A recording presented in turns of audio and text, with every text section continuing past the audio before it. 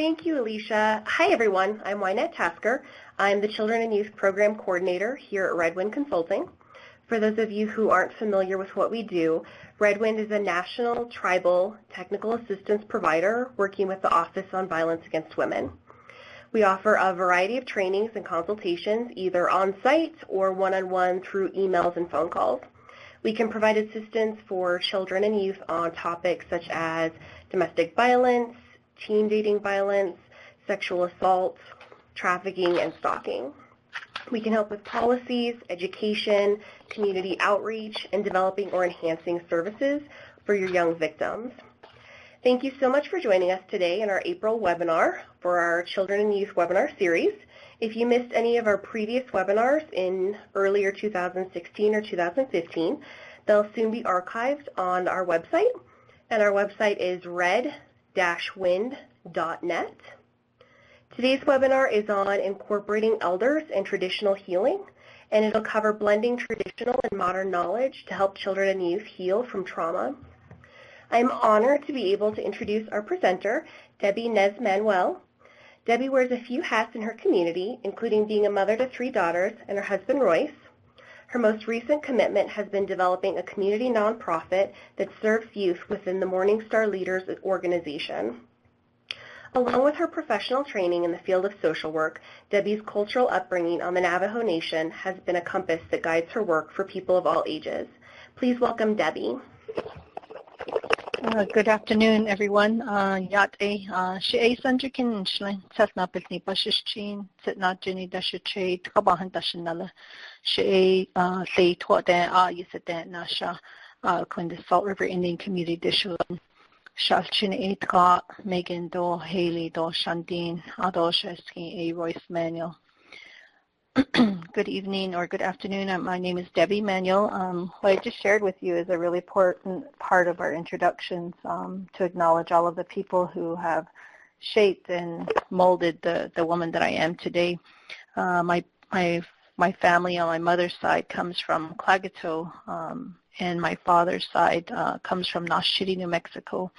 I'm the grandchild of a Navajo code talker, and really thankful for all of the service and the time and commitment that come from the sacrifices of our veterans.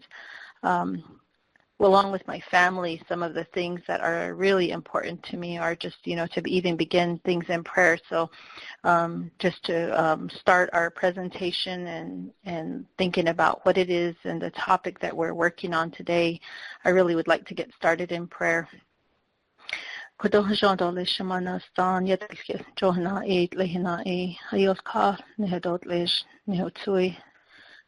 we ask you to pray. We pray and we give thanks for all of the sense of spirituality that we each come together with from all the different areas. We pray and we thank you for our grandparents' teachings and the many blessings that we receive from each and every one of them, from both our mother's side and our father's side. Dean, we ask you to be with us and help us get through this and to always think about our young people that are out there and how we reconnect them with our elders.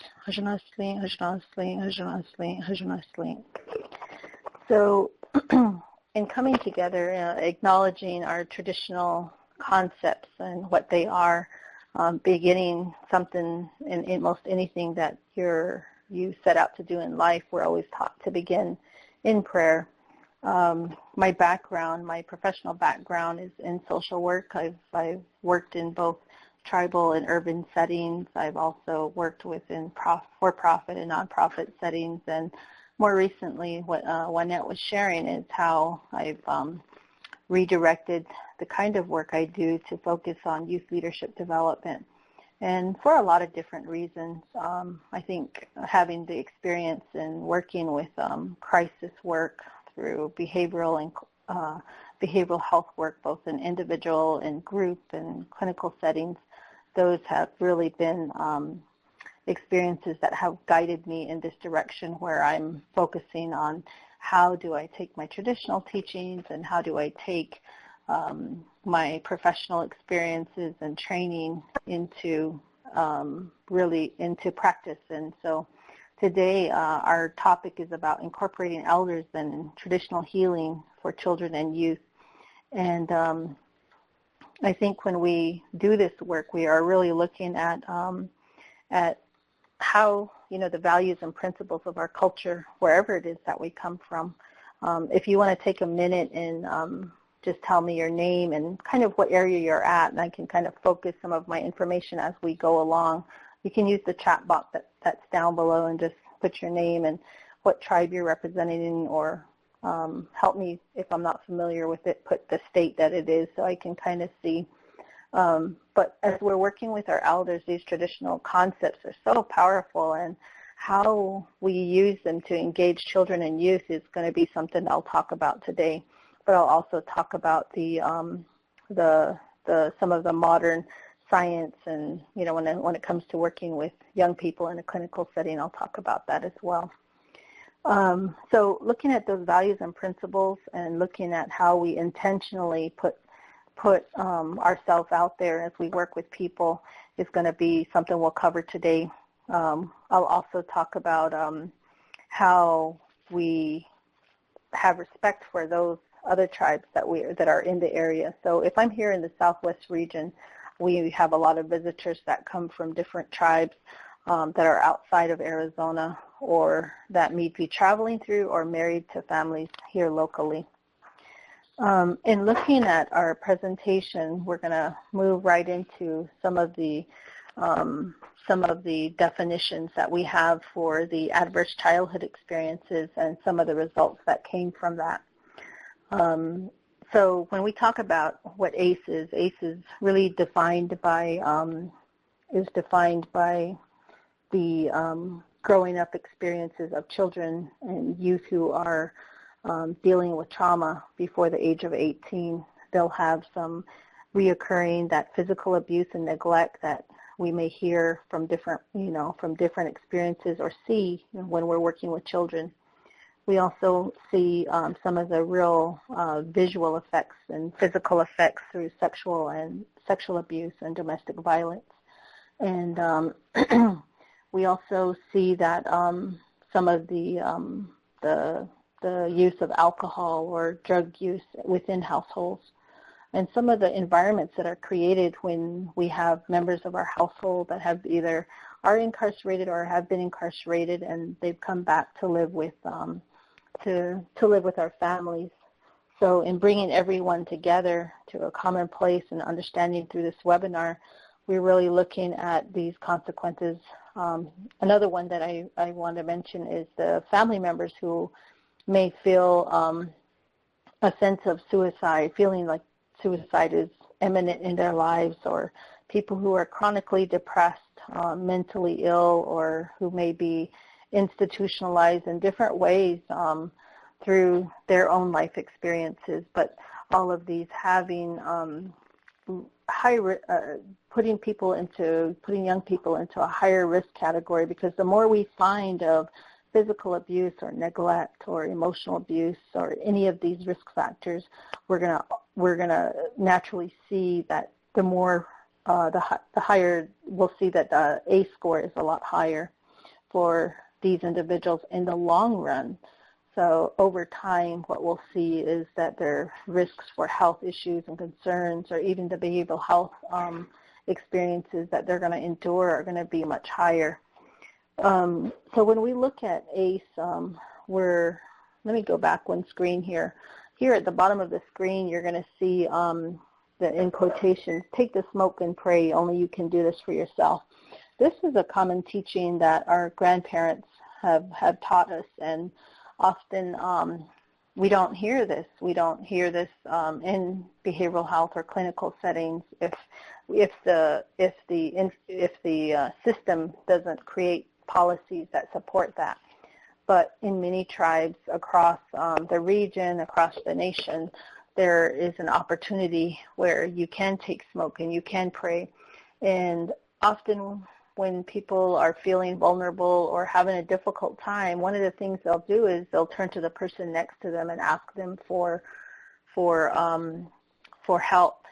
Can you pray for me? Can you pray and do this for me? It's always that "for" statement. And what often my grandparents have taught me is that you have to do it for yourself.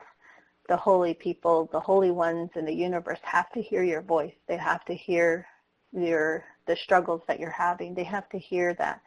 And just like they hear the birds outside, or they hear the horses, when they're hungry, or the sheep, they let out a cry. Those are the same things with, with our young people, is that they have to take that, they've got to take that voice from inside and pray with that. So when you see this quote, take the smoke and pray, only you can do it for yourself. That is really significant in the work that I've done with young people. So moving forward, we've talked about how these risk factors are really important, how they can impact the health, and how there's going to be more likelihood of behavioral health problems as a young adult. How do these factors, damage our children? We can see what they do to the environment, but one of the most critical parts of a human being is it begins with their brain.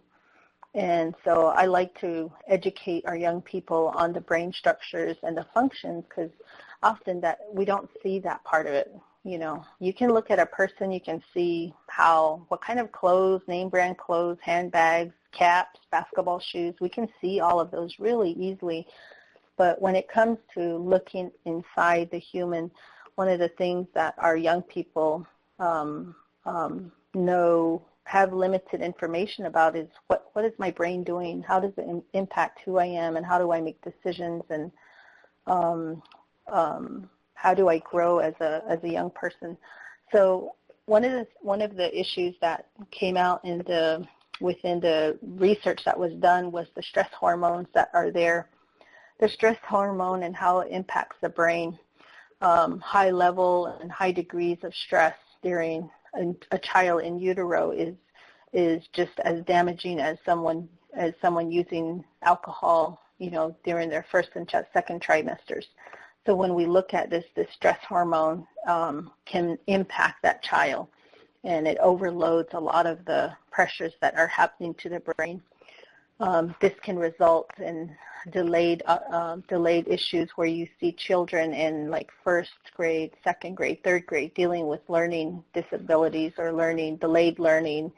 You can see how some of their coping mechanisms are so impacted when their environment is influenced by all of these risks. So when we think about our children who are dealing with stress on the brain, you can see it impact them in their school. You can see it impact them in their family relationships. You can see it impact them when they have these social problems where they feel like they're not interacting as well as they'd like to when it comes to their peers.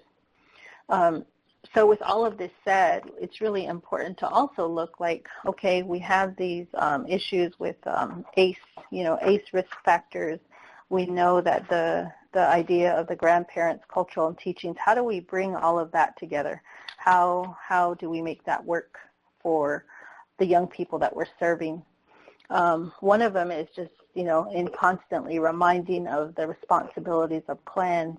When I look back at the chat area right here, I see that there's some from Banning, someone's from Zuni, and then let's see here. So most of these individuals, or the couple of you that responded, those places, I know for Zunis, they have a strong sense of clan responsibilities, and from any tribe, those clanships are things that we have to continue to reinforce when we're not only in our ceremonial or our circles of family and kinship, but also in treatment, showing the young people that these clanship responsibilities are important.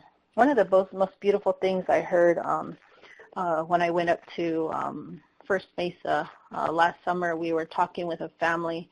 We had gone over to see a ceremony, and everyone was really welcoming, and I had taken some youth with me just to help them to observe, a different culture so that they could kind of embrace what was all happening there. And as we sat there in the plaza, we had grandmothers kind of walking past us, and then finally one saw that we were out of place, and she's like, oh, she goes, do you guys have a little bit of time? She says, we want to invite you into the kitchen to eat.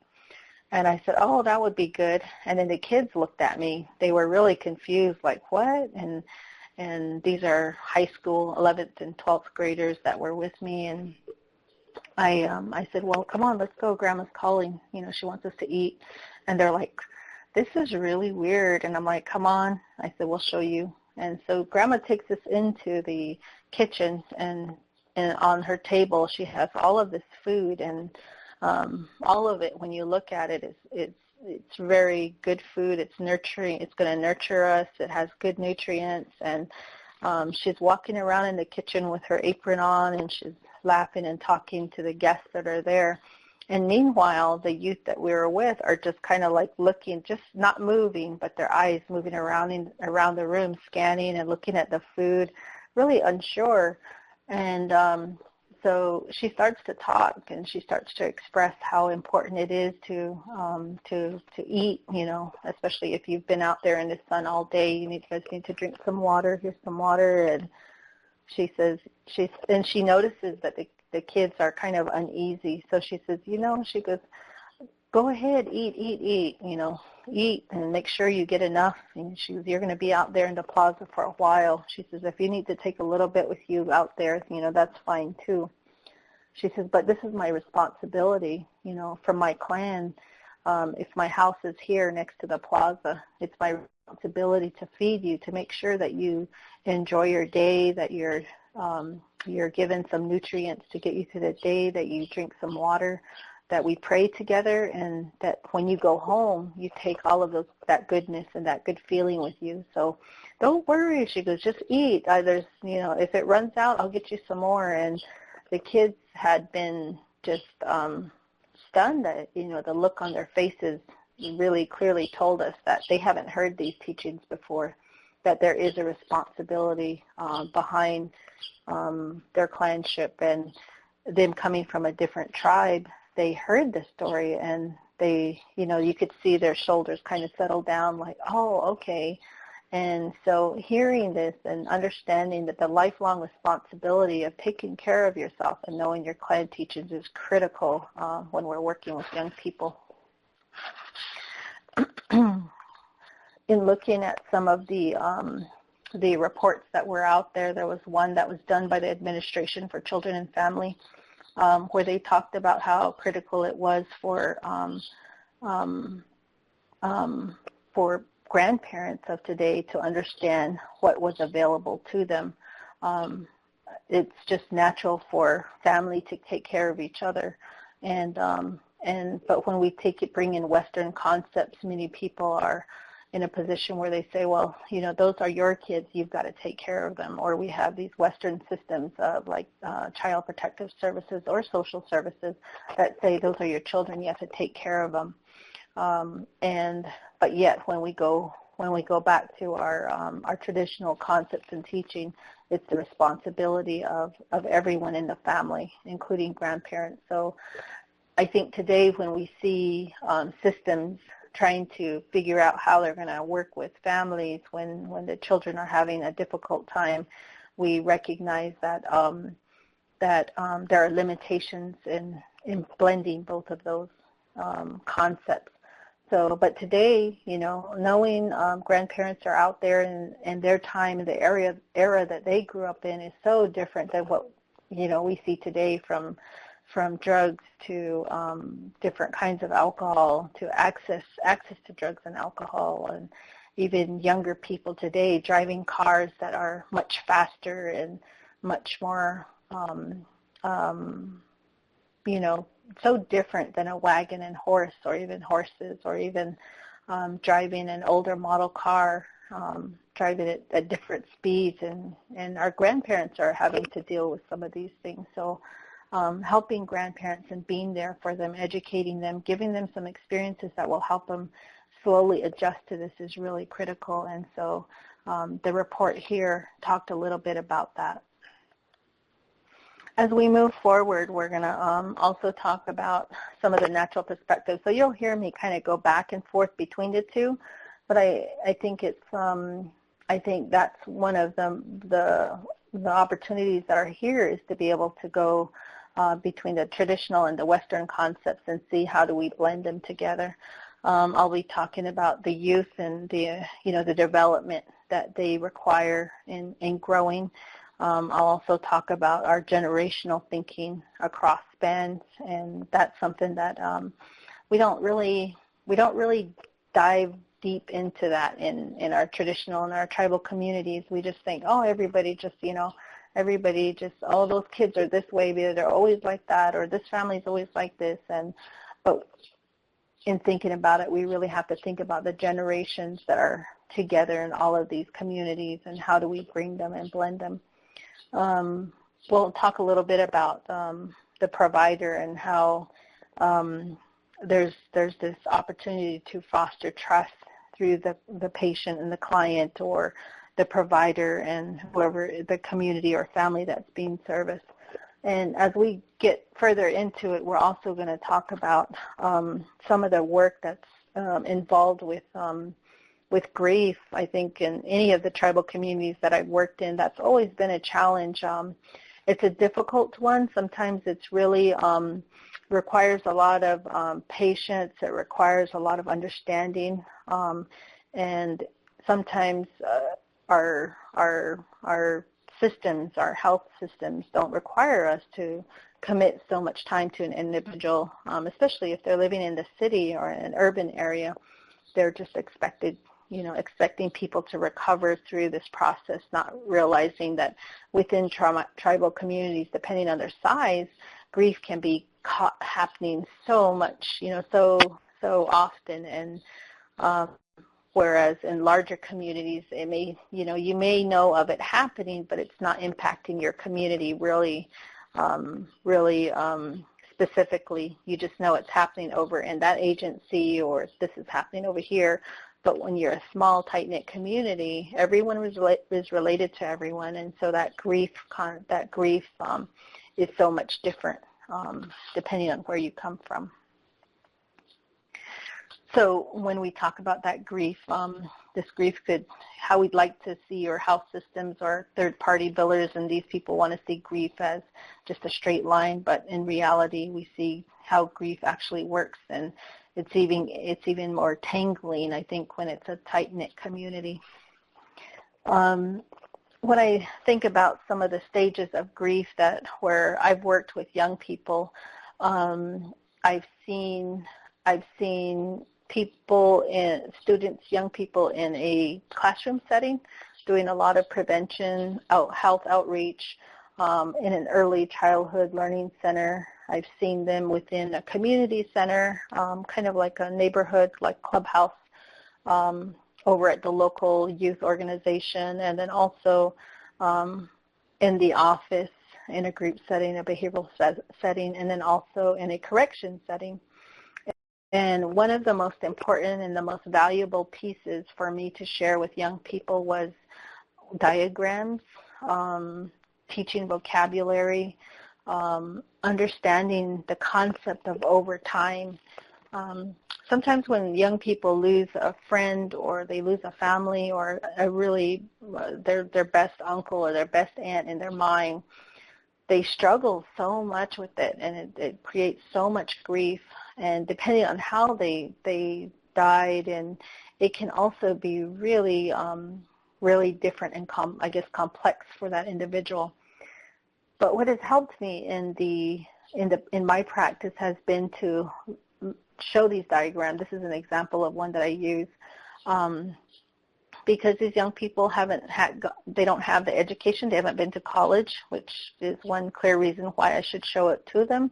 Others is like parents or families may have limited education, so I've got to show this and educate the parents. And then even grandma and grandpa, when we're talking with them, they look at this and they're like, oh, okay. Oh, I never thought about this. You'll hear those kind of reactions from them. But from providers, they for the most part they've seen this, or you can, today you can Google it, and often I'll let kids know if I see them struggling, hey, Google the stages of grief. You should find it under Kubler-Ross, and they'll be looking at me like, you're weird, and they kind of laugh at me, and I'll say, I'm just kind of geeking out, but look at this, it might be helpful. And so showing them this and them looking at it and figuring out the concept of time being the most critical piece, they begin to put the pieces together. And so through that, I'm kind of planting seeds in their mind about how important this diagram is. I said it's a regular cycle.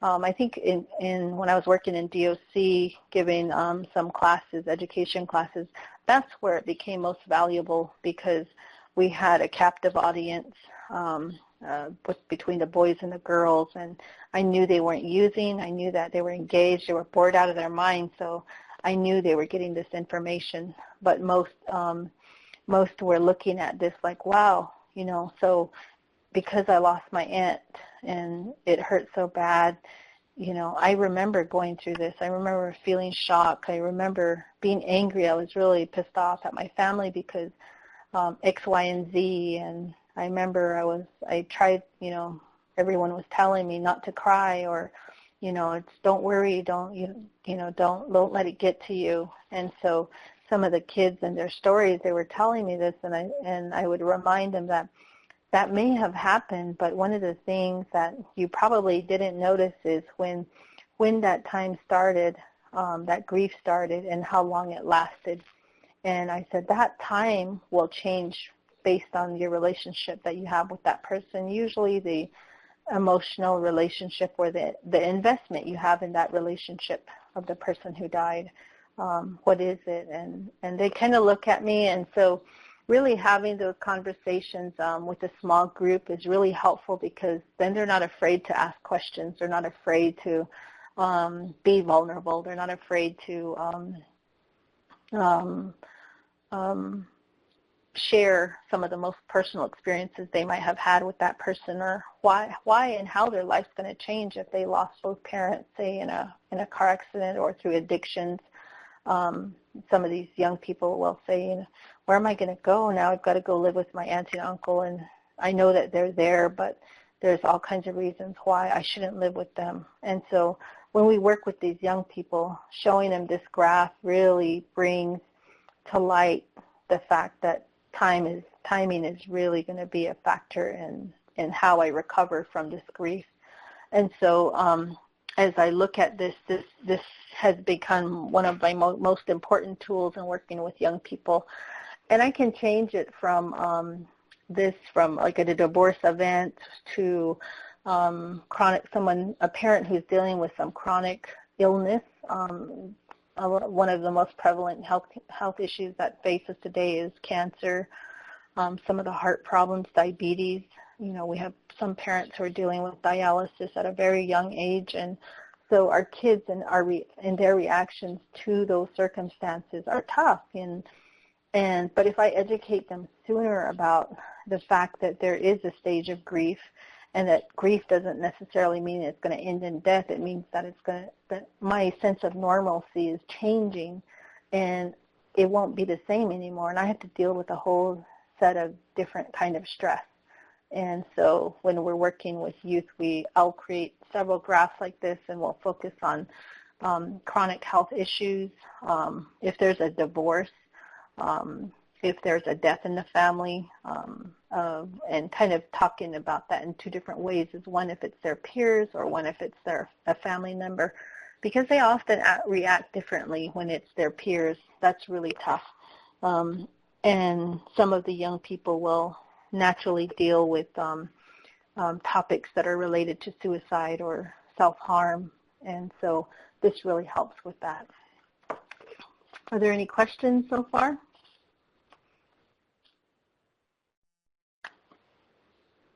We're doing okay, so I'll go ahead and move along.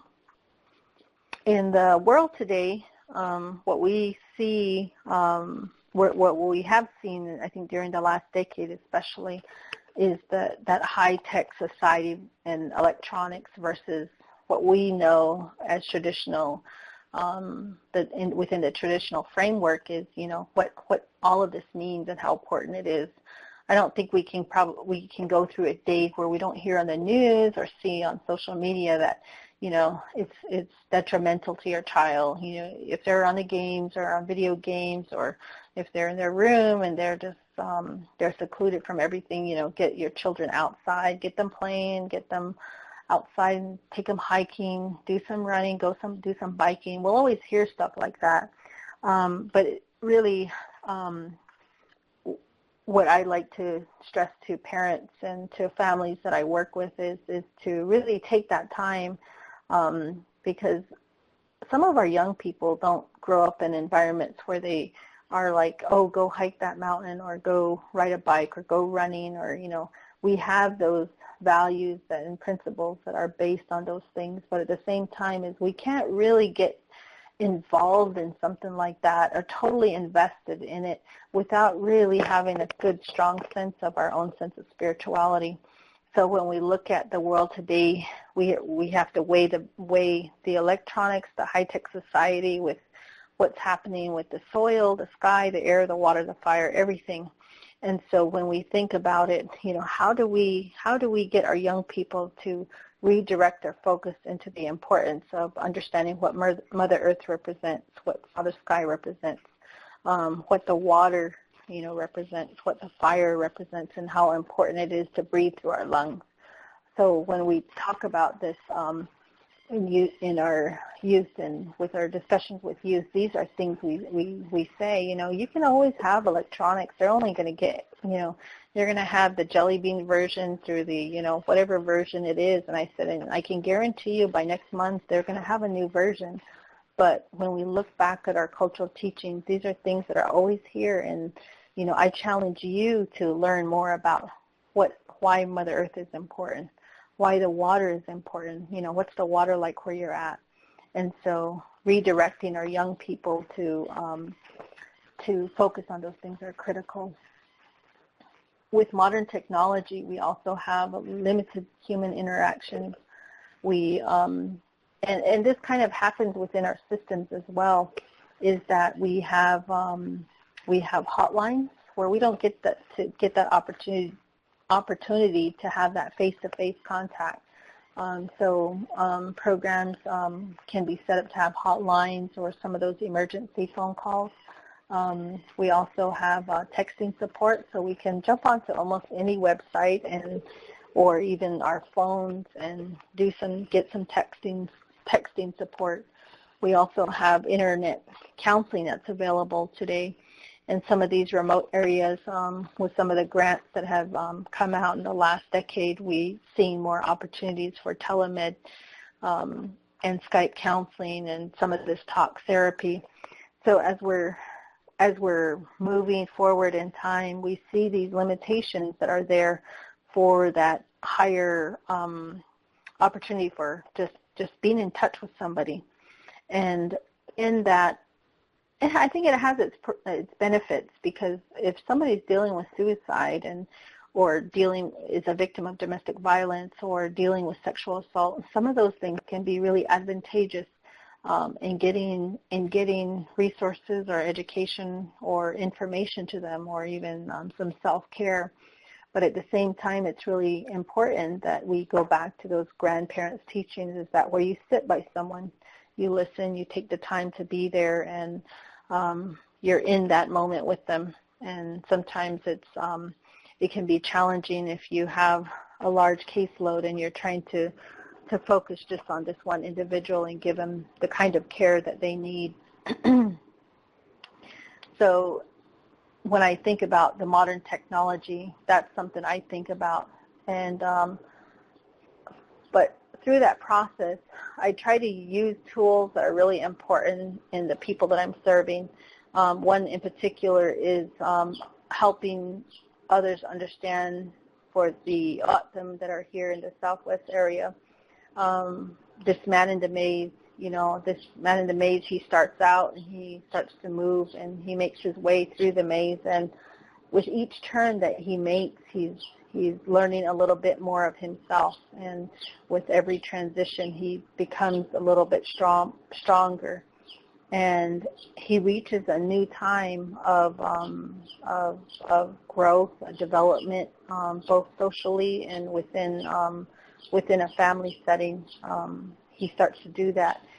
And when we use these tools, these really become important for the people that we're serving. They can look back on the choices that they've made. They can reflect on what opportunities that were there that they could take advantage of. And in it becomes a tool that person has from their grandparents. And so when I worked within the O'odham communities, that was something that was easy to show, and they could relate to it. And it's not something that I could have learned in an academic setting, or any of our children could have learned in an academic setting. These are teachings that have, been with our great-grandparents, our grandparents, our father, and, it's really incorporated and rich in our culture.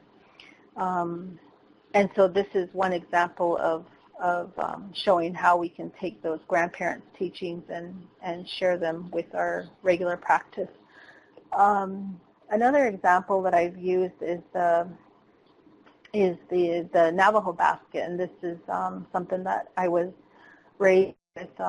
We talk about how most tribes have a basket, and they have the emergence area, and how the stories can be told with not only the materials and the plants that these baskets where they come from, but they're also talking about the life's journey. In this basket, for example, is an individual who begins life and start at conception and go through the mother can go through the pregnancy and go through life until they reach the age of 102 years old. And in learning their life's journey and where they're at and where they're going, they can experience trials in life. But for the most part, as they're going through, it's really recognizing and acknowledging that journey and finding ways to protect themselves from negative life forces and balancing that out with hajon, which is the beautiful, the harmonious experiences that are found along that path. This in particular really speaks specifically to the sky, to the mountains. Well, it starts out with the emerging areas, and then it talks about the sky, the mountains, and the sun rays, and the earth, and it talks about the darkness and how the darkness represents our grandparents and the holy people, and how the dawn is included in this. So when we see all of these teachings and they're told in a setting that is really appropriate for young people, it is not only renews or strengthening their own identity, but there's a sense of hope that's found within those teachings. And depending on the person who's telling the story, there's also a strong sense of language. And as grandparents would say, is that when you speak your language and you put it out there into the universe, that is only going to help you. That is only going to foster healing in your body and give you the strength that you need to overcome many of those negative experiences that you'll encounter in life. With that, there's ceremonies that are involved with the baskets.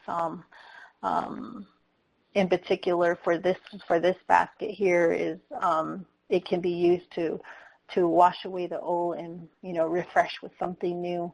And in those ceremonies, they can go all night. And I believe IHS provide, some of the locations provide cultural what do they call them? Cultural, I can't think of the word, but for Navajo, they have a medicine man that's there. I believe in Winslow, there's someone there that's a part of their healthcare system.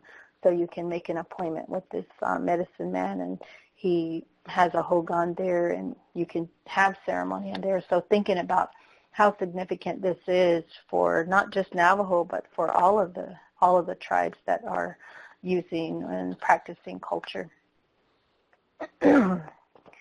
For the Hopi, I often hear their beautiful stories about the corn and, and what it means and how symbolic it can be, how the seeds are planted and how those, you give it water, you give it sunlight, and how it can sustain a family and an entire community through the use of corn.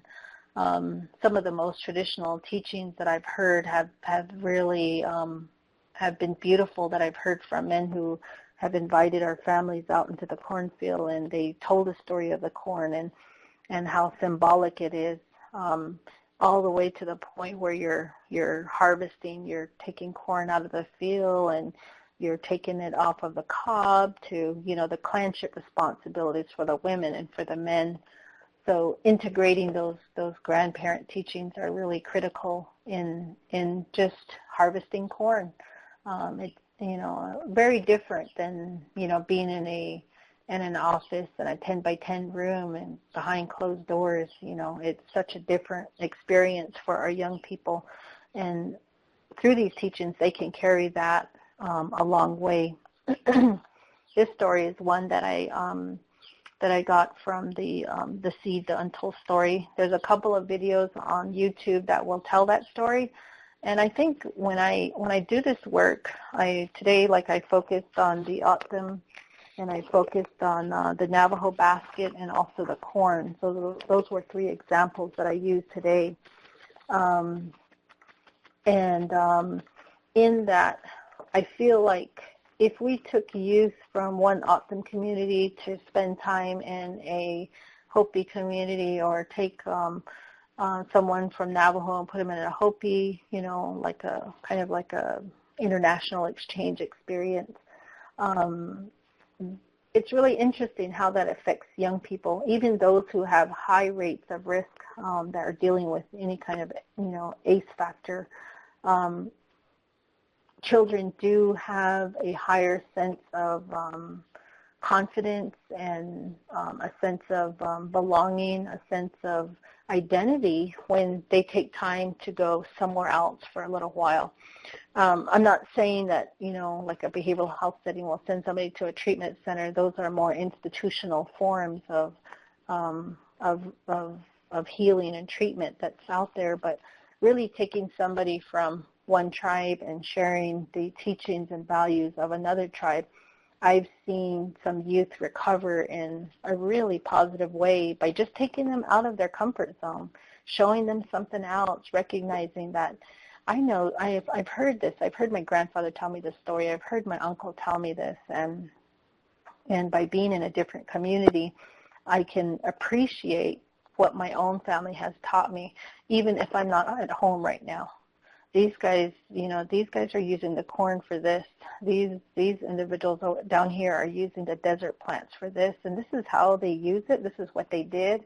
How could they handle this? All these questions, new questions about what they're immersed in, is automatically, naturally turns into medicine in their recovery. So for me, working with youth, I've watched that happen. And I've seen it transform individuals in a way that that is really powerful. And a lot of it, has to do with the traditional teachings of our grandparents. As we begin to move over into the healing and treatments and in that context, I just really want to make sure that I talk a little bit about, defining that healing. I think it's important in today's age, especially because we have families who we have some real traditional families who will stay within their tribe, only be with their own people, create a family with their own people, but we also have individuals who are marrying outside their tribes, and sometimes with that comes differences in cultural teachings, and so talking about that a little bit today is really important.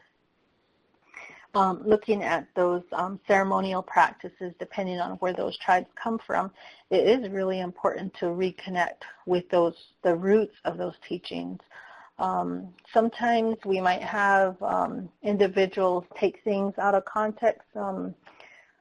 a good example of that was in the news several years ago was what was happening over in Sedona, where a non-Indian man was taking the sweat and making it available to the non-Indians, which, anybody can sweat, any human can sweat, but taking those cultural ceremonial teachings and redefining it, and in this context it was being used for profit.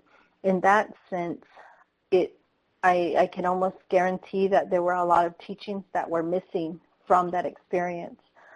It might have been imitating what the traditional or the healers would have done in many ways, and even if they were pouring water just like the medicine man would have, there's a difference, in offering the prayer before, and where the water comes from is real critical.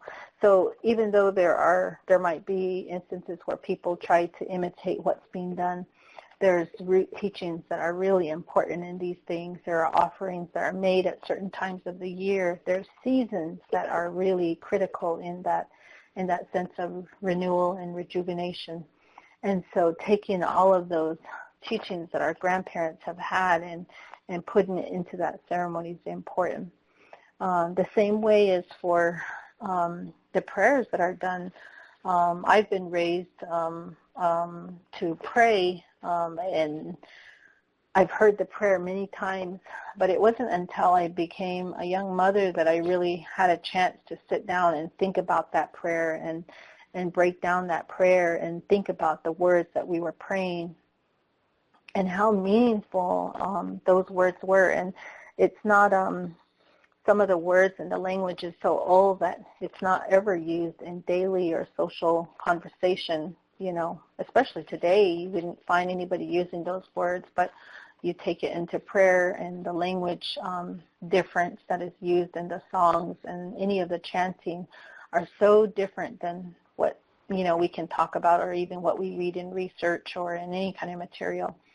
That, and then, the use of plants, that some of our elders know how they know the medicinal plants. You take plant here, a plant from there, a plant from there, and it can help a human being recover and, move back into harmony if they've been really ill. Some of the objects and the feathers that are used in healing are critical. Some ceremonies require certain winged animals, and for very specific reasons, and it's always been like that. And sometimes as children we don't talk about that as parents, we don't talk about that with our children until they've either been initiated into that process, or that we know that they've earned the respect for the plants or the food or the medicine that's involved. And once they reach this level of respect and acknowledgement for those things, then we decide, okay, they've reached a point, and we can share that information with them. Those are some of the things that, when I think about our elders' teachings and working with young people and that sense of healing, those things are real. It's just an overview of what it is without getting too deep into it. But also the spaces that we are in is really critical. We have ceremony that can be done outside. It can be done in a circular area because of the teachings of everything comes full circle, and the cardinal directions and how those work. An example that's real familiar to me is the hogan, using the hogan for traditional purposes, knowing that the hogan is surrounded by the trunk of the tree, and it's on the ground without anything between your feet and the ground. That's really critical in healing because you're right on Mother Earth. And then the water that's often shared during that time. So when we think about these spaces, they become essential in ceremony and social gatherings and sleep, rejuvenating your body for the next day. But in these spaces, we also know that there's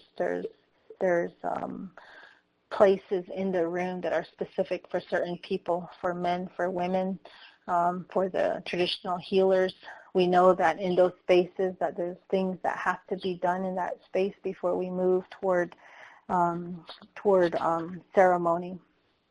So when we think about these ceremonies and these facilitators of these ceremonies, these traditional healers, there's key and critical steps that are needed. Let me write a note to myself so I don't forget. So as we begin to move forward, I can imagine that all of our callers that are on the phone right now and listening in, you can relate to these teachings. You can understand how critical they are and how all of a sudden the grandparents' voices, the grandparents' songs, the grandparents' teachings, the way they carried themselves, their philosophy about the universe is really, it really becomes critical in how we engage our young people. Another example of understanding our universal teachings are some that come to us from the plains. You know, I think when I see the medicine wheel of the Lakota, I think of the plains people and those relatives that are up there.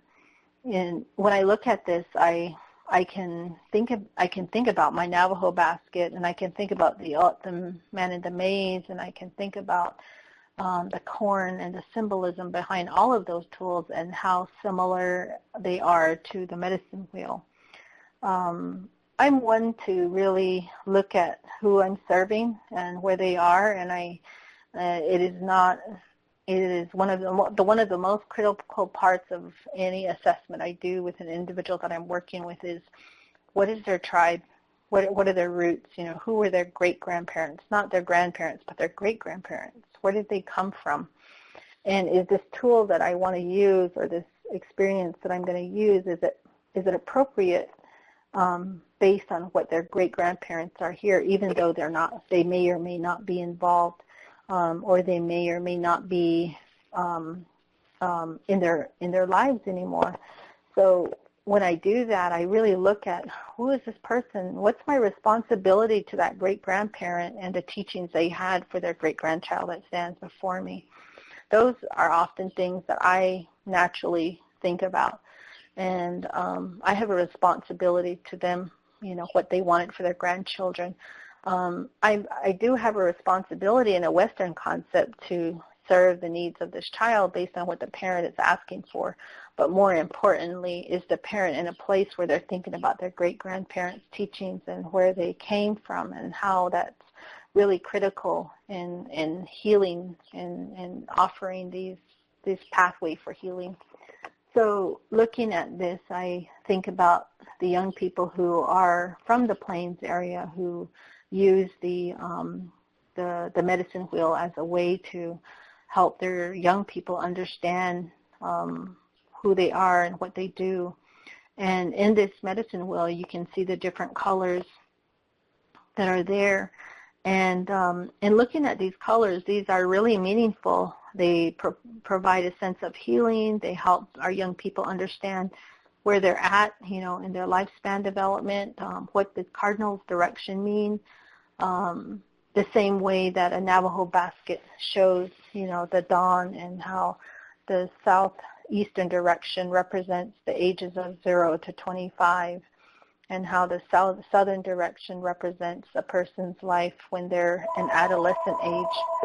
And so when I think about these colors, they're really significant. So in this medicine wheel, I can see the eastern direction is showing a red color, which is the east color. And whereas in Navajo, you'll see the turquoise, kind of teal blue color, and that represents adolescence. So based on the tribe itself, you're going to see different meanings and different colors that are really valuable and important to the teachings behind from the grandparents. You'll also see how this relates or correlates to their lifespan when we get to the northern direction for Navajo, we know this would be actually just shifted over a little bit, and the black would represent the north direction, which is old age, or which is symbolic of, like in this here, I think in this story here is about the autumn. You know, it's when seasons are beginning to change. So every area will have different colors that are symbolic and significant to those grandparents' teachings, to their way of life, and that's critical when you're working with someone. You want to really definitely look at their roots of their teachings. When I think about the different forms of healing, I have some examples here that are really valuable, that I've found really valuable in my practice. You know, that when we work with tribal communities, what I've really seen happen is there's much higher rates of grief that's happening, and there's that kind of correlates with a lot of the suicide that's this epidemic that's hitting tribal communities, and you know how people are have this idea that if I'm not here no more, if I didn't have to feel this pain no more, that I can, you know, I won't need to grieve anymore. And so I spend a lot of time talking with youth, sharing with them, helping them understand what grief is, and using that stages of grief, and really stressing the time factor and how that can be different based on setting. And in Navajo, I can be in my community and I might hear of, you know, a loss that our clan has faced it, or that our family faced maybe once every few months.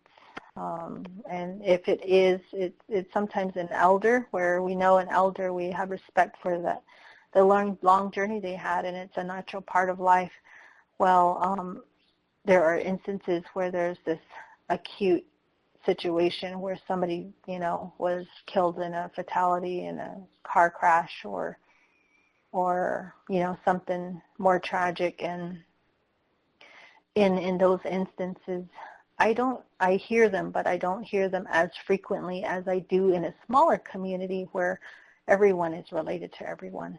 And there's instances where in some months you could have, you know, 10 to 20 deaths in a small community, and that's really tragic. And for different reasons, they may not all be related to suicide, but nonetheless, these young people are seeing it every day, and there may be cause for concern that, well, is this going to happen to me next, you know? And so there's this anxiety that develops among the people and among our young people.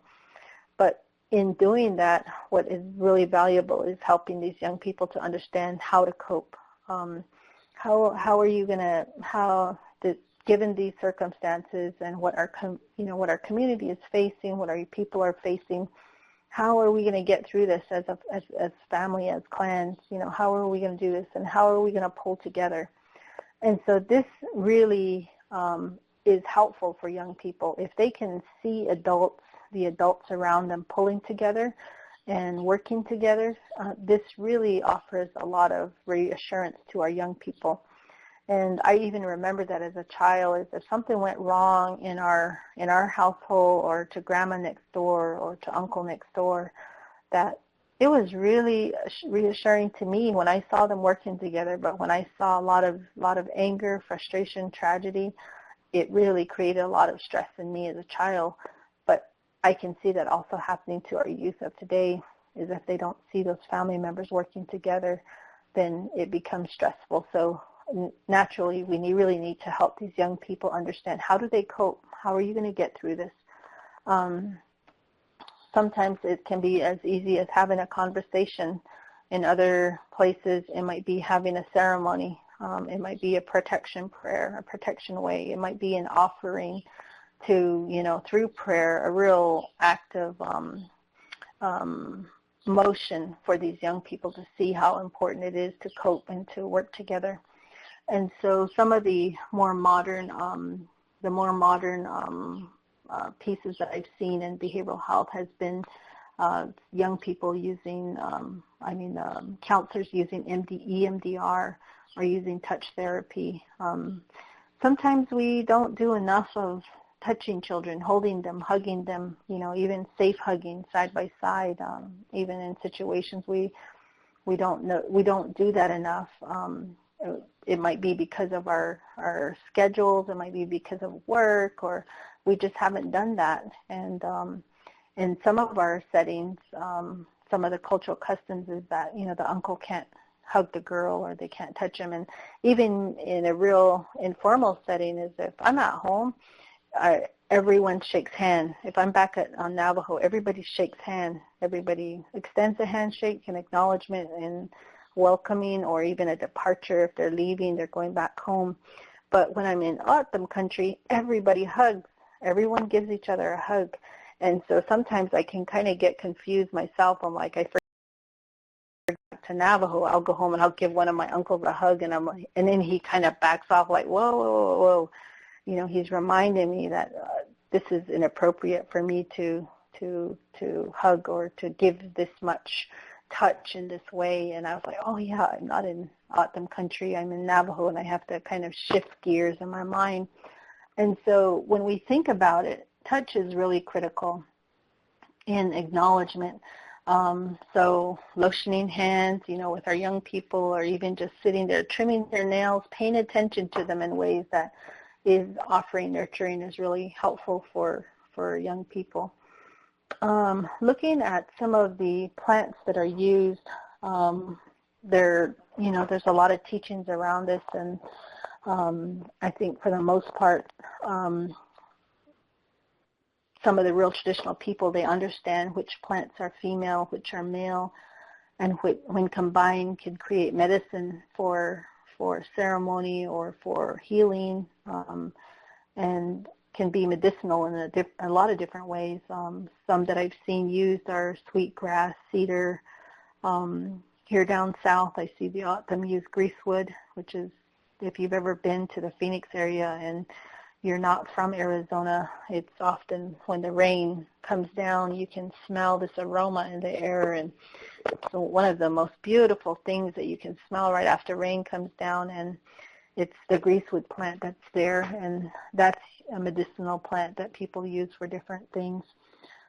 But using these aromas and, medicine, helps to create that balance, and often is the glue that binds the generations between grandparents, parents, and children. Is that if they're taught this, you naturally have to walk outside, you naturally have to walk to a plant, look at it, touch it, make your offering, and take a part of another plant and make medicine, and taste it, use it in different ways, and naturally that becomes the glue between those generations and how they talk about it, what they're taught. And when I think about generations, I always think about, the great-grandparents, the grandparent, the parent, the child, and the grandchildren and the great-grandchildren, thinking about all of those generations. That's the glue to me that binds all of them, is these medicinal plants, walking and looking at them, smelling them, doing all of these different things. And those that lived in a time where there may have been historical trauma with boarding schools, that generation that had to go through that often may be in a position where they have to relearn this. There might have been grandparents and great-grandparents who said, no, I don't want you to know the language, and therefore do not teach their children the indigenous language that belongs to their tribe, and said, no, you're only going to speak English. And I hear this frequently when I meet with young people today, even some of my peers, where they've been told, my parents didn't teach me this because they said that it would hold me back. And so today I'm struggling to relearn that language, and I'm trying to find these things. And so there is a generation where they either remove access to the language or basically said that, no, we're not going to teach our children that.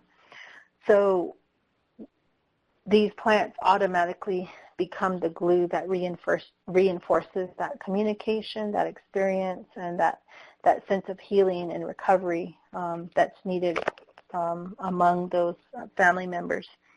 Another one is the land and animals. There are horses and even cats and dogs and things that that we see regularly that offer that sense of healing for different reasons. When we think about these animals, one in particular I think about is the bear. The bear is really important, and the symbolism behind the bear within our culture is that it's a protector, and we have to constantly acknowledge the bear in different ways, either through prayer or through ceremony. But there's other ones too, like the mountain lion. The mountain lion is another one. The hummingbird, the eagle, and similar to many tribes that are out there, you have your animals, if not the same, just similar animals based on the region. But these animals offer a lot of healing for our young people. When we think about, some of the reptiles that are there for Navajo and O'odham and probably other local tribes as well, is the horned toad. The horned toad is a sense of strength. He's the grandfather in our life, and if we see him, you make an offering. If I come across a horned toad, I'll put an offering on his back, rub it on my chest, and offer a prayer, and then put him right back where I found him, and allow my grandpa to go on his way. So these teachings are really important, and I learned those from my grandparents, and they've had those for many years, even before. So when I think about that, and I show my children that, my children naturally say, "Hey, there's Grandpa, there's Grandpa." They'll want to go over there, and they're kind of nervous at first, especially if they're younger, but they'll naturally go over there, pick up the grandpa, rub him on his chest, make their offering, and pray. And that I know, if once I teach my children that they'll carry that the rest of their life. They'll give it to their children and their grandchildren. So it becomes medicine in their journey through life. Heat and fire is another form of healing that has been really familiar to me and to many of the people that I've worked with. Most people recognize sweat and what it is, the value of it, the tools and the natural elements that are used within a sweat. Smoking or smudging ourselves off is something that I see frequently. The aromas, helping us to bring us into balance, and engaging all of our senses in that process. Cedar is another form, and again, cedar, all plants have a female and a male side to it, and which kind of cedar are you using? The use of coal also varies in different ways. One that I've seen is through the Native American church, and how they often use the coals there. But even within the traditional forms of traditional Navajo teachings, I've seen coal used there in different ways, and they really help with the aroma, but they also do a lot of different things. The coals, the ash can be mixed with our blue corn, and when one of the favorite meals that we have with our families is the blue corn mush, and people always get excited, "Oh, blue corn," and the recipe that's used for that is using water, and you can use the ash, and mix it with that. And I think health providers have discovered that the ash itself has a higher content of, I want to say it's calcium, calcium, and so that naturally helps the body. And so the blue corn mixed with that, people get really excited about knowing it. But in our grandparents' teaching is that blue corn really helps you to replenish your spirit and who you are, and the way you carry yourself. So it can in fact take you a long ways, and those are common teachings that are found within the blue corn. And that's the same way for white corn or yellow corn, or the Hopi really use the red corn. But it also found in the puberty cake. So the puberty cake, the kinalta cake, is one area where there's an experience of a young girl letting go and going through the ceremony and recognizing her value and the contributions that she's going to make to her clanship and to her community, to the society as a whole. Is that these are the responsibilities she has. This is what you're going to do. This is how you're going to carry yourself. And as you become a young woman, this is how we're going to work together. That puberty cake, in the making of it, is a lot of women coming together to offer encouragement to help shape her confidence and her own personal leadership that she has and the responsibility she has for the clanship. And that would be the same for a young man who's going through sweat, kache for the young men within the Navajo ceremony. And again, those experiences are really similar to what they would do in O'odham country. They have a coming out ceremony. All the people come together. They support her through dancing, through the building of her roundhouse, her otiski, and how the clothing is prepared and how everyone comes together. And all of that stuff comes from our great-grandparents. They all come from there. And then we hit the generation where the Christianity begins to set in and the Western concepts begin to have a stronger influence. So when we're working with youth, I'm always going back to the great-grandparents and what their teachings would have been.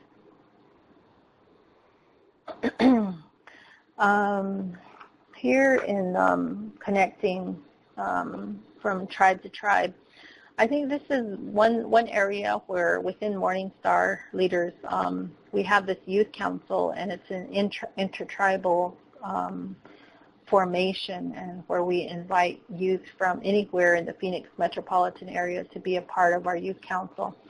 But in doing this work, what I've learned is that we have kids who come from Choctaw, who come from, who are blended families, and they might be part tribal and they are blended with a non-Indian group, if they're half black or half Hispanic or Mexican. We also have one young lady who comes from Alaska. And so through this blending of people coming together and sharing, I'm always reminding these young people that you have clan systems, you have responsibilities. If they're not called clans, they might be called villages. If they're not villages, they're probably called something else. But nonetheless, you have this responsibility that is made to your family. And as I go and talk with my grandparents, she always reminds me, don't try to be too good. She says, don't try to be too good out there until you've come home and you've completed the responsibility to the family first. Then you can go out and you can help other people and do things. But if you don't come back here first, everybody's going to be talking about you, and we don't want that to happen. And so whatever you set out to do as a young person or helping people, make sure you give to your community first. Then you can go and you can do what you need to. So those responsibilities and expectations from grandparents, come through in one way or another. But at the same time, we also recognize that there's specific roles and responsibilities placed in genders, between genders. And then today, what we are recognizing is that young people are coming out and they're struggling with their identity, and they fall into this category of being identifying as either gay, lesbian, bisexual, whatever the case might be. They're identifying as this, and they're trying to figure out who they are, where their values come from, and how does it affect my family, especially when it comes into these clanship responsibilities. And fortunately, we have people out there who are advocates and who are teaching and reminding our young people, you are valuable to our community, and your gender and your identity, whatever it is one of the most critical parts of our creation story. And so those things do come up, and they're really helpful to our young people. And then teachings vary, by groups, by individuals, even internally within tribes. We might feel this sense of difference, this sense of sometimes can be like an oppressive kind of way, like, oh, they don't know what they're talking about. They just think they know everything. This is the way it's supposed to be, and this is how I teach it. This is how it's supposed to be, and that happens. It's not unusual. It would be unusual if everybody is coming from the same place, because I think people by region are so their teachings are different, they're strong, and they're meant for those places. And so when we think about these leaders, I often will listen to I could come from Navajo Nation, but I have a lot of different leaders and teachers that are teaching me different things, and whereas it might be one way on the east side of the mountain, it's going to be different for the west side of the mountain. And maybe the difference in the way they did things was because there was a lake nearby, or maybe because there was a person who had access to some resources, and it changes, this custom slightly. And the people over on the east side of the mountain are different because they didn't have that lake, they didn't have that water, so they did things much differently. Some of the origins can vary when you go in learning about them. Is the fact that there might be just all O'odham people with no influence from the Hispanic or the Mexican or the Pipash. There's no influences there. But then again, you have a lot of people who are blended today. So the O'odham in this area are surrounded by the urban societies, 5 major metropolitan areas. The Navajo are surrounded by a lot of different border towns. So, and then they're also within the Navajo Nation is the Hopi Tribe, and so there's influences there, and there's practices that are acknowledged, and sometimes our children end up being half Navajo, half Hopi through marriage and through blended families. And so what can happen is customs can be adopted, and things change ever so slightly. Within the Salt River Indian community, they have Pipash, which is one tribe, and then they have the O'odham, which is another, so it's the Pima. What the government acknowledges today is Pima and Maricopa. There's 2 tribes that are really close, and trying to recognize and acknowledge the differences, but also the similarities can be, a challenge if we don't acknowledge the roots or the origins of their people. And then so often there's also the sharing of customs. People will often share that. I see a lot of people in the area that are practicing the powwow dances, the different types of dances, and I'm always wary to participate, knowing that, if I don't know enough about it, I'm going to disrespect an elder or a great-grandparent that's out there watching or paying attention, and for me, I won't take part because of that. But those can vary, and it's important to know the difference. So that was a lot of talking, but I was able to get through the material. I really want to open up this time for questions or feedback, anything that will be helpful in understanding a little bit more about our topic today.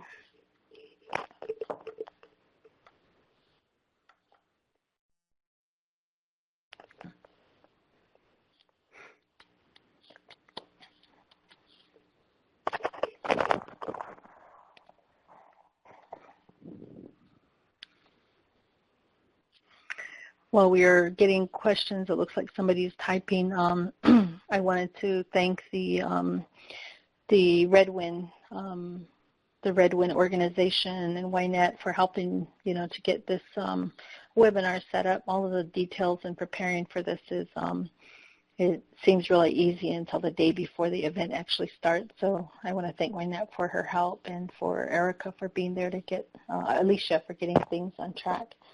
and then to Vicky with Red Wind. So Hihatin Slago.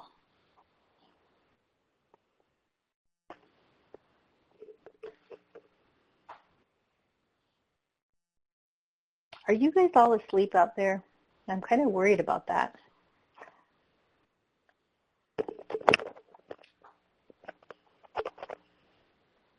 Oh, good. Thank you, Ricky. You too for joining us today. I'm glad that you were here.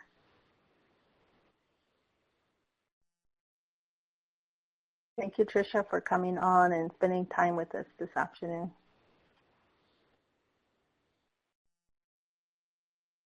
Thank you, Ricky. I'm glad it was helpful for you.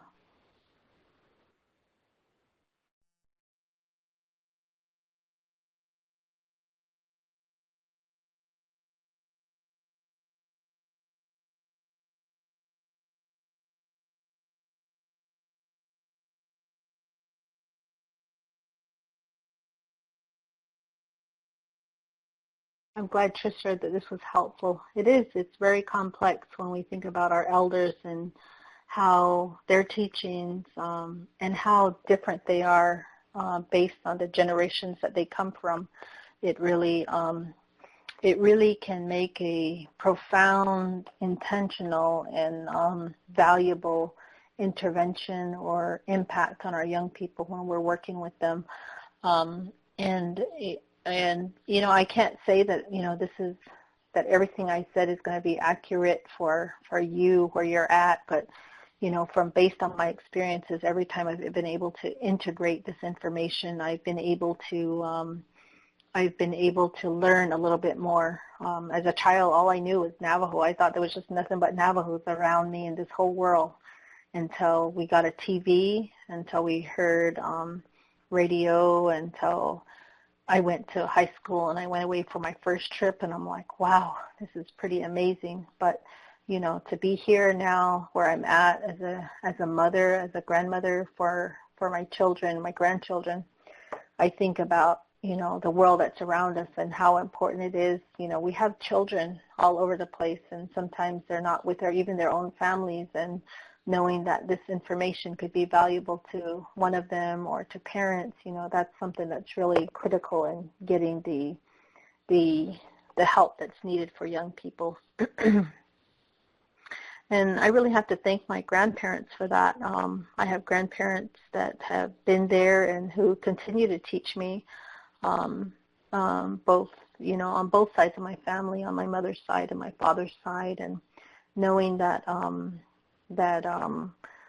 this information will help heal somebody or help them understand a little bit more about grief or about getting help or about asking questions, and even about finding ways to help others, that peer-to-peer interaction, that's really important. So, you know, I have to thank my grandparents and my family, my aunties and my uncles for all of that support. Good to hear from you, Zanetta and Maud. Thank you for joining us today.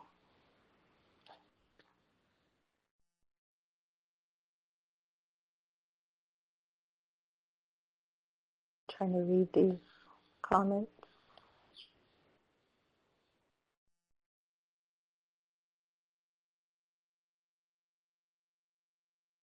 Yes, you're right, Tricia. I'm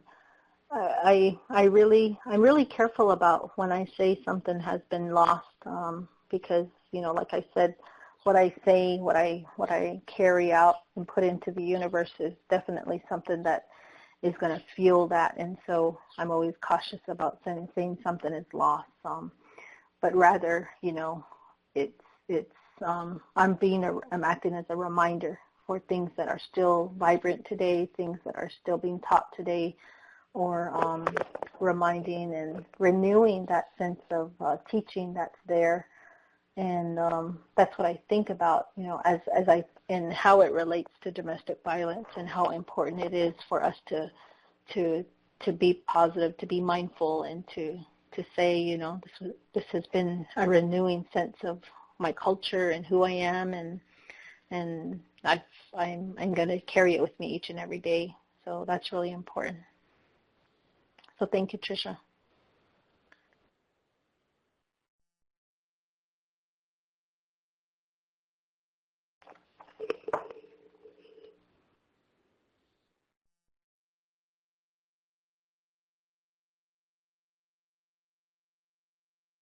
Thank you, Rod.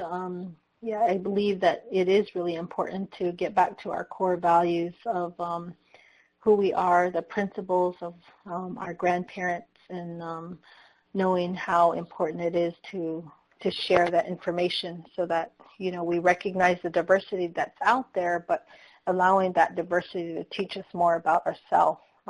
That's really, really important. So, that that reflection and that insight that we get from that is critical. Thank you.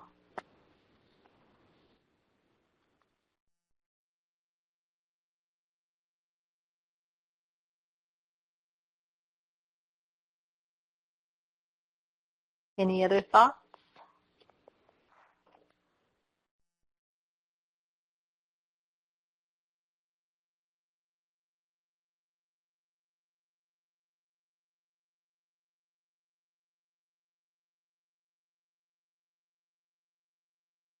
Okay, it looks good. It's all quiet out there, but for the most part, I'm glad I was here today. Thank you for this invitation, and I'm always free to. My email address is there, debbie.manuel@morningstarleaders.org. If you have any other questions, feedback, anything that's out there, feel free to get a hold of me there. And I plan to be in Albuquerque during the conference that's happening there at the Sheraton. So if any of you that are on the call that want to drop by and say hi or put a face with a name, I'd be glad to say hi there.